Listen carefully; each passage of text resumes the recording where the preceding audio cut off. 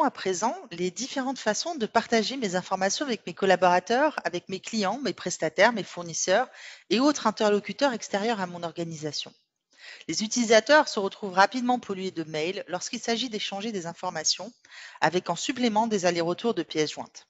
En conséquence, ils passent 20% de leur temps à gérer, trier, lire des emails et les supprimer pour préserver de l'espace. Alors typiquement, si vous avez une entreprise dont la masse salariale représente 5 millions d'euros, si une solution vous permettait de seulement diviser par 2 le temps passé sur la boîte mail, c'est-à-dire d'économiser 10% du temps, votre entreprise économiserait 500 000 euros.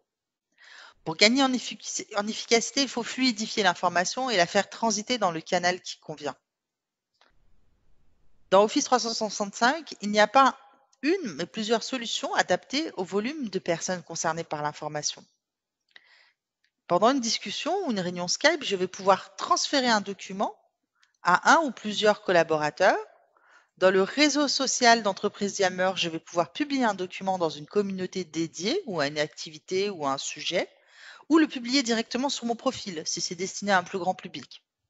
Depuis OneDrive ou SharePoint, je vais pouvoir partager un lien avec une ou des personnes, ce qui va leur permettre d'accéder au document et les autoriser ou non à le modifier. Je partage donc un élément avec une ou plusieurs personnes sans le bouger de son emplacement. Nous avons vu plusieurs solutions donc qui vont nous permettre de partager des informations sans passer par la boîte mail et sans aller-retour. Penchons-nous à présent sur la création d'espaces d'échange. Dans toute organisation, les utilisateurs ont besoin d'échanger pour être informés, exprimer leurs idées ou bien prendre des décisions. Cela peut par exemple se faire de deux façons, en mode asynchrone via le mail ou en mode direct, instantané, en réunion. Pour l'échange écrit, on a pu voir précédemment que la multiplication d'emails n'est pas un usage préconisé. Pourtant, il est difficile de réunir plusieurs personnes en même temps du fait des occupations de chacun et de démarrer une réunion du fait des arrivées plus ou moins tardives. Rassembler des personnes qui ne sont pas sur les mêmes sites impose des contraintes de déplacement aux gens qui immobilisent parfois une journée entière afin d'être présents seulement 2 heures. Les outils utilisés en visioconférence, eux, obligent les utilisateurs à réserver une salle et en mettre en service du matériel complexe. Alors, comment faciliter l'accès à des créneaux qui seraient communs, gagner en temps de planification, en temps de démarrage et en temps de déplacement, mais de façon conviviale? Pour la communication directe et instantanée, dans l'agenda Outlook, l'assistant de planification va pouvoir simplement me permettre de visualiser les disponibilités de mes collaborateurs et de trouver un créneau commun, de réserver une salle et organiser une réunion physique ou virtuelle. Pour la communication asynchrone, avec Yammer, je vais pouvoir démarrer ou participer à des discussions dans des espaces dédiés au sein d'une équipe ou d'une communauté projet. Pour une communication, je dirais hybride, je peux utiliser Teams. Dans une équipe, je retrouve tous les documents dont j'ai besoin. Je peux démarrer une discussion écrite autour d'un document, ou bien si les personnes sont affichées comme disponibles, je peux démarrer une conversation instantanée en continuant à travailler. Par exemple, je dépose un nouveau document dans une équipe Teams. J'ai besoin de recueillir les idées de mes collaborateurs. Je démarre une discussion écrite pour les inviter à consulter le document. Mes collaborateurs sont notifiés et pourront répondre sur la discussion. Tous les échanges seront conservés et disponibles pour tout le monde dans une même place. Je peux aussi planifier une réunion virtuelle Teams autour du document. Et si mes collaborateurs sont disponibles, je peux lancer spontanément une réunion.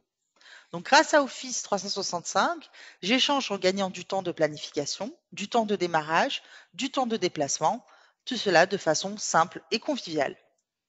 Maintenant que nous avons pu échanger et partager sur des documents, comment peut-on améliorer davantage la collaboration sur la production d'un document? La problématique de partager un document sur le réseau interne contraint des utilisateurs à fermer un document pour permettre l'accès à un autre collaborateur, ce qui entraîne généralement des échanges téléphoniques pour libérer le document ou bien préciser le temps nécessaire dont on a besoin pour finir avant de passer la main. La deuxième résultante, c'est que les collaborateurs sont amenés à créer des versions supplémentaires et de se les renvoyer par email. C'est là que Office 365 intègre la notion de coédition. Donc, qu'est-ce que la coédition? C'est le fait de pouvoir travailler sur un même document à plusieurs en même temps. Si je suis en réunion Skype, je peux démarrer un document en pleine conversation et le co-construire en simultané avec mes collaborateurs. En travaillant depuis la suite Office Online ou sur PC, je peux à tout moment coéditer sur un document partagé avec moi, même si je suis en déplacement. De même que sur Teams, je vais ouvrir un fichier, travailler dessus en collaboration avec les autres membres de mon équipe. Dans Office 365, je n'ai donc plus besoin d'attendre qu'une autre personne ait terminé avant de participer à la création de contenu et je collabore sur un document unique sans créer de version supplémentaire et sans contrainte géographique. Les organisations ont besoin continuellement de produire pour communiquer en interne ou en externe. Les évolutions peuvent être très rapides. Il est important de partager des informations au fil de l'eau. Quels sont les outils que nous avons à notre disposition? Pour cela, nous avons évoqué la disponibilité des services de la suite Office tels que Word, Excel ou PowerPoint qui me permettent de partager des informations avec mes collaborateurs sans changer d'application. Office 365 inclut également l'outil Sway qui permet de compiler rapidement des informations afin de faire des présentations dynamiques. Par exemple, un représentant pourra facilement faire des présentations ciblées depuis une tablette en sélectionnant et en renseignant des images et du texte. Sway se charge de la mise en forme et de proposer des animations pour donner de l'effet à vos présentations. Pour une communication plus large, je veux mettre en place une page wiki ou une page d'accueil dans l'intranet d'entreprise, dans SharePoint, mais aussi un espace forum pour assurer une bonne communication avec mon organisation. Nous voyons donc que nous avons plusieurs moyens de créer du contenu et de communiquer à différents niveaux grâce à Office 365. Nous avons abordé les thématiques de stockage, de partage, de la production de contenu et de la communication. Parlons à présent de l'analyse et du reporting. Nous avons vu plusieurs solutions cloud, que l'on soit chef de projet, chef de service, directeur d'une BU, comptable, analyste financier ou même commercial, le reporting est nécessaire pour refléter son activité et avoir une vue d'ensemble. Les utilisateurs avertis font en général des requêtes depuis un ERP vers Excel et retravaillent des données pour les mettre en avant, ce qui peut, je le reconnais, être fastidieux et chronophage. Si une donnée change, cela force parfois à recommencer le processus d'extraction de données et de recommencer la manipulation. De plus, tous les utilisateurs ne maîtrisent pas forcément toutes les fonctions avancées d'Excel. Alors, grâce à Power BI, ce travail de transformation n'est plus un frein. J'extrais mes données depuis l'outil, je choisis celles que je veux mettre en place et que je veux mettre en avant pour en faire la modélisation. C'est Power BI qui s'occupe de tout. Toute mon activité est reportée dans un même tableau de bord avec des éléments visuels riches. Je peux le rendre interactif et le partager facilement. On voit donc qu'avec Power BI, on vient compléter une liste de services utiles au quotidien et prendre de la hauteur en ayant aisément une visibilité sur son activité.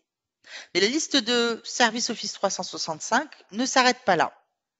Vous aurez à votre disposition Planner, utile pour planifier votre travail, piloter une équipe ou un projet, affecter des tâches, suivre leurs avancées, les visualiser, les extraire en un clic.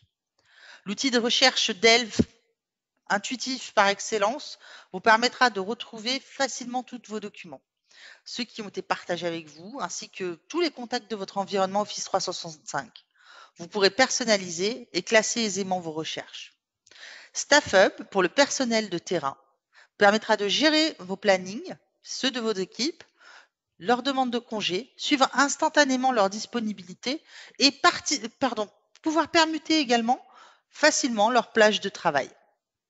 Avec Flow, vous pourrez automatiser des actions répétitives du quotidien sans pour autant être un développeur informatique. Par exemple, traduire des mails, enregistrer des pièces jointes, enregistrer des tweets ou des actualités dans un fichier Excel. Flow observe des événements que vous définissez et opère automatiquement des actions. D'autres services qui ne sont pas sur cette slide, mais tels que Stream, servira à héberger les vidéos de votre organisation de façon sécurisée et à partager le lien avec des personnes concernées. On peut parler de YouTube d'entreprise. L'outil Forms, lui, permettra de créer des formulaires et des questionnaires avec un comptage de points, de récolter et compiler toutes les réponses et de les extraire en un clic. Pour les plus avancés, Power Apps permettra de créer des applications métiers maison sans créer une ligne de code, en se connectant à vos sources de données et aux services existants. Donc, tous les services dont nous avons parlé sont accessibles en mobilité depuis un smartphone, un PC, une tablette et ne requièrent pas de configuration complexe et fastidieuse. Donc, toute cette palette d'outils, pour quels usages? Pour ne pas se tromper dans le choix d'une solution plutôt qu'une autre, dans quel cas dois-je utiliser Yammer ou Teams? Nous proposons une topologie basée sur deux axes, le mode de communication et la taille de l'équipe. Donc, on voit par exemple sur cette slide que si je veux travailler et collaborer en équipe et que j'ai besoin de communiquer à la fois en mode direct ou en mode asynchrone, je vais utiliser Teams.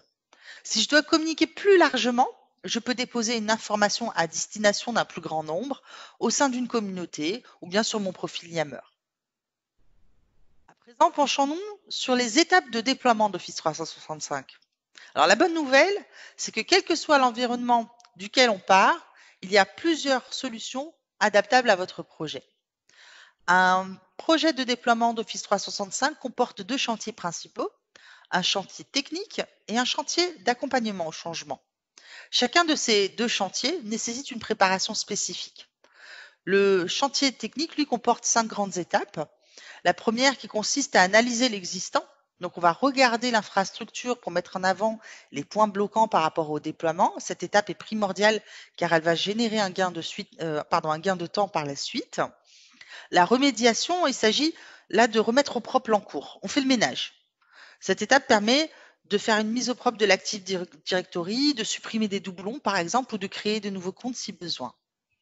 La conception et la mise en œuvre. Lors de la conception, on va réfléchir à l'architecture de migration par rapport aux besoins et à la volumétrie. Puis, nous allons émettre des préconisations. En étape 4, nous réalisons des pilotes techniques et des pilotes fonctionnels afin de s'assurer que le processus va fonctionner. Donc, nous procédons en fait à un choix, un échantillonnage de la population. Souvent, pour le pilote technique, c'est les DSI, ce sont des personnes de la DSI. Et pour le pilote fonctionnel, on utilise des personnes représentatives de l'utilisation, notamment des outils bureautiques. Donc, on va pouvoir, excusez-moi, on va pouvoir émettre des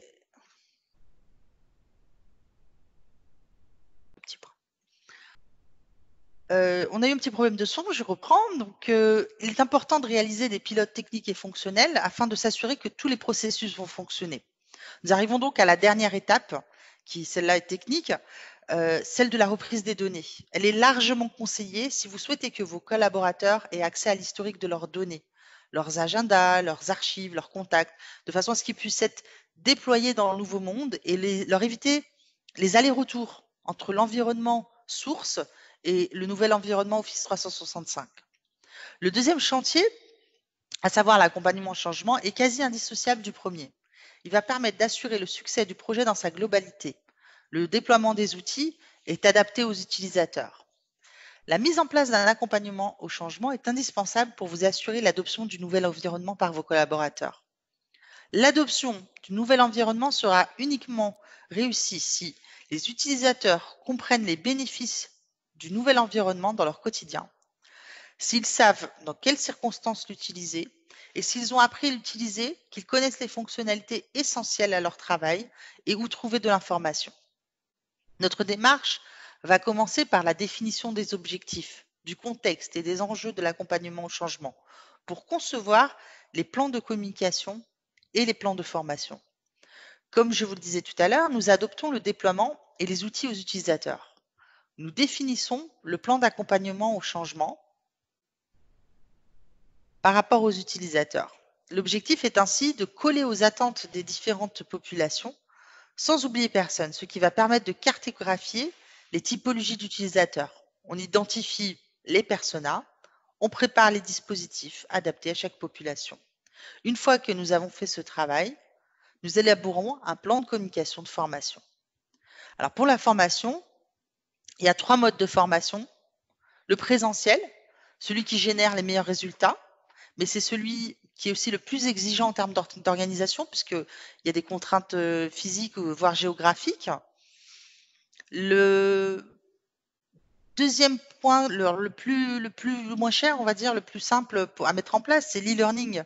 Ce format permet aux personnes d'avoir un accès autonome à des tutoriels, mais on se rend compte que seulement 3 à 5% des utilisateurs s'en servent. Et ce sont souvent des utilisateurs avertis qui cherchent des fonctionnalités plus poussées.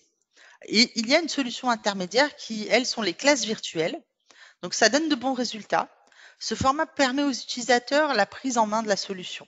Ils sont accompagnés par un formateur, sont en ligne, restent à leur poste, n'ont pas besoin de se déplacer et peuvent aisément s'inscrire sur un créneau qui leur convient. Il y a aussi d'autres dispositifs. Il y a la possibilité de tenir des stands.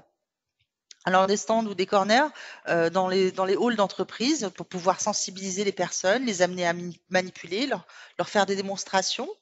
La circulation de documentation, donc créer des triptyques à l'image de l'organisation en rassemblant les fonctionnalités phares dont vont avoir besoin les collaborateurs et leur permettre d'avoir un document sous la main ou bien téléchargeable, le mettre à disposition sur un site de partage. On a aussi d'autres dispositifs du type petit déjeuner, donc qui permettent d'accueillir les gens à l'entreprise entre 8h30 et 10h et leur présenter rapidement avant d'aller s'installer au travail certaines fonctionnalités, toujours par des démonstrations, des invitations à manipuler. Ou bien on peut se positionner comme pour le hall, à l'espace cafétéria. On crée aussi des quiz qui permettent d'évaluer à chaud les collaborateurs juste après la formation, ou bien à froid, une dizaine de jours, une quinzaine de jours après la formation, histoire de voir ce qu'ils ont bien pu retenir. Mais cela ne s'arrête pas là. Pendant 3 ans, nous continuons à accompagner la transformation digitale. Nous évaluons le niveau d'appropriation des utilisateurs après un temps défini. Nous identifions les freins et mettons en place de nouvelles actions correctrices dans le cadre d'un plan d'accompagnement au changement sur 3 ans. Grâce à la plateforme d'administration, je relève les statistiques qui me permettent d'identifier le taux d'utilisation. J'analyse le succès ou le manque d'adhérence. J'identifie les freins. Je les corrige. Continuellement, donc tous les 3 semaines, tous les mois, je refais le même processus. J'analyse le succès sur la plateforme ou l'adhérence, pardon, sur la plateforme d'administration. J'identifie les freins, je corrige jusqu'à l'adoption complète du produit. Alors, pour ma part, j'ai terminé. Je vais vous repasser la parole à Anne qui va conclure. Merci beaucoup pour votre attention. Donc, n'hésitez pas à poser vos questions à Narges et nous vous souhaitons une bonne journée. Vous avez ici vos coordonnées, donc les coordonnées de Narges, donc nargesmatipa@eliadis.com, le numéro de téléphone 01 41 29 03 20.